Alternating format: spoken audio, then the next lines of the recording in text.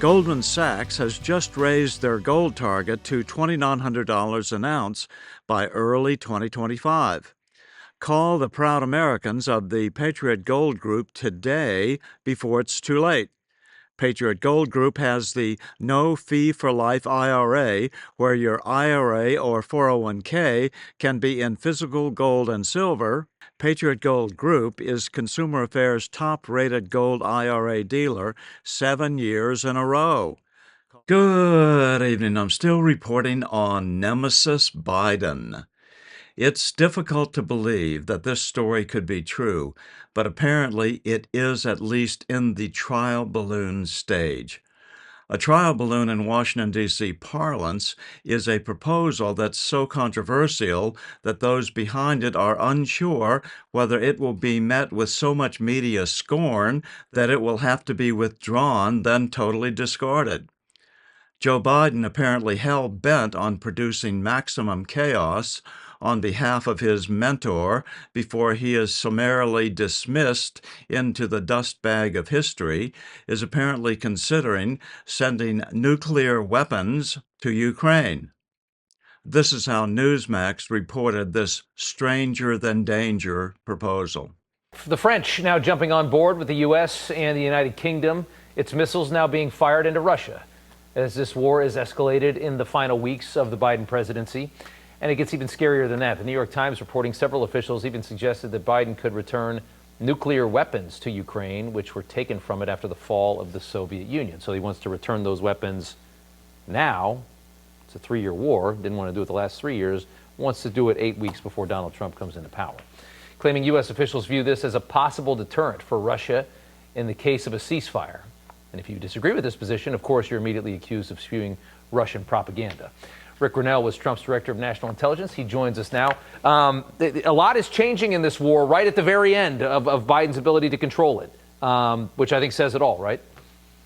Yeah, and it's not just this war, it's the war in the Middle East. It feels like a bunch of countries are trying to do whatever they can at the last minute because they know Joe Biden is weak, doesn't really get involved, and they know what's coming next. They know that Donald Trump is going to solve both of these wars, not because he has any magic elixir, but it's because the parties involved themselves recognize that Donald Trump has a credible threat. They know that he means business. They know he's going to act.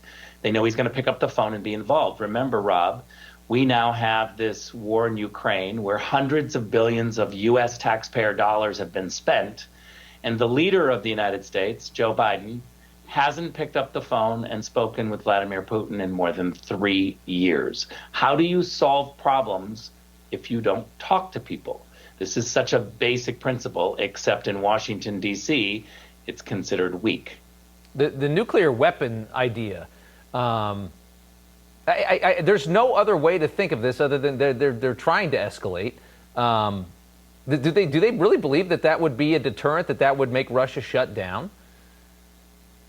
I think academically they do, and that's what they see on paper, this kind of game, and yet they are totally devoid of the reality on the ground. And that's something that Donald Trump, I think, is really good at, is the reality, looking at the reality and adjusting your strategy accordingly. I guess my question is, if they do believe that, like you say they do, why is it an idea now? Why wasn't it an idea 18 months ago? I think it's for history's sake. Joe Biden wants to pretend like he did everything he could. But the reality is during this process of the war, he hasn't done everything that he could. He has literally done too little, too late for a very long time. Remember, we got into this mess because we spent 60 days where Joe Biden was warning the world that he had absolute evidence that a war was starting, and yet we didn't do anything to stop it. So we knew it was coming. Yeah. For 60 days, we saw it coming. We had intelligence that said it was coming, and we didn't do anything about it. This is just why President Trump, I think, is elected. People want to see somebody who is not of Washington, who thinks with common sense, and who takes action. Do you think Washington is capable of being so demonic that they would sit back and let a war go on for a lot longer than it needed to for various reasons? I mean, you see these numbers. I think like almost 60,000 Ukrainian young men have died in this war. And I think it's about double that in Russia. So there's a lot of people that aren't political that are just dying, getting their heads blown off in a war.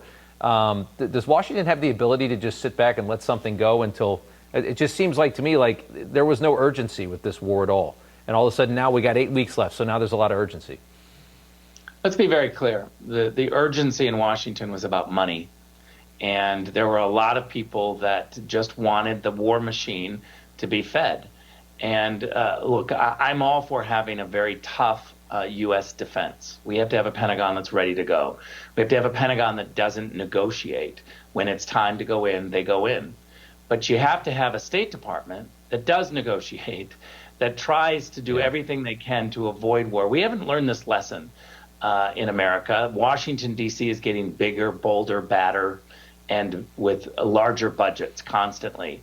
And they don't make the common sense choices that the rest of America would make, which is you see a war, you want to stop a war. You start talking to the participants. You do everything you can to try to stop this. And this is the strength of Donald Trump. He is an outsider that doesn't think like Washington and thinks like the rest of us with common sense.